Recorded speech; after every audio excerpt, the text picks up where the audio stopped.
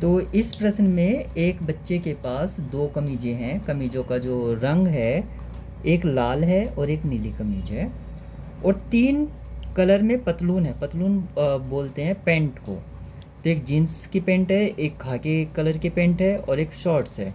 तो तीन तरह की पतलून है। अब मान लीजिए आपको इन्हीं कपड़ों को अदल बदल कर पहनना है। तो जैसे लाल कमीज के साथ आप क्या पहन सकते हैं, जीन्स भी पहन सकते हैं, खाकी भी पहन सकते हैं और शॉर्ट्स भी पहन सकते हैं। तो हमारे पास जो कमीज़ हैं उनका रंग है लाल कमीज और नीली कमीज, और जो पतलून है जिसको हम जीन्स कह रहे हैं, खाकी कह रहे हैं या शॉर्ट्स कह रहे हैं, तो लाल कमीज के साथ आप ये तीनों ही पहन सकते हैं। जीन्स भी पहन सकते हैं, खाकी भी पहन सकते हैं और शॉर्ट्स भी पहन सकते हैं। इसी तरह नीली कमीज के साथ आप जीन्स पहन सकते हैं, खाकी पहन सकते हैं, शॉर्ट्स पहन सकते हैं।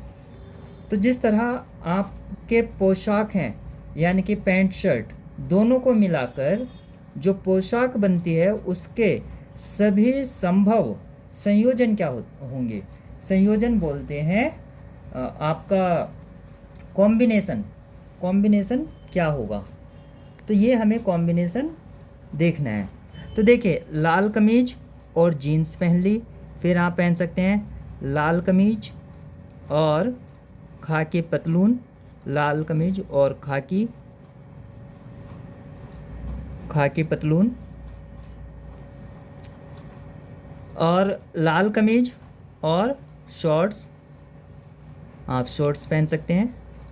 इस तरह से आप ये टेबल बना रहे हैं तो यहाँ पर लिख देंगे लाल कमीज और शॉर्ट्स। तो देखिए तीन तो यहाँ से बने और तीन आपके नीली कमीज से बनेंगे, यानी कि नीली कमीज और जीन्स।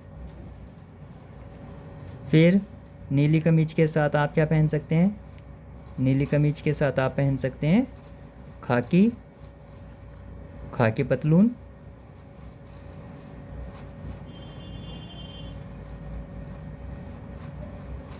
और नीली कमीज के साथ ही आप पहन सकते हैं शॉर्ट्स। नीली कमीज और शॉर्ट्स बोल देते हैं आप, जिस तरह से हाफ पैंट होती है और कुछ अलग तरह का होता है उसको आप शॉर्ट्स कह देते हैं।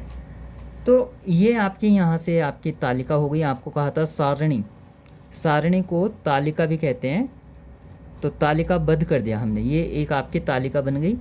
ठीक है, यहाँ पर ऊपर आप लिख सकते हैं, यहाँ पर कमीज और पतलून से मिलकर बनने वाली पोशाकों का संयोजन। तो तीन तो बनी आपकी लाल कमीज के साथ और तीन बनी आपकी नीली कमीज के साथ।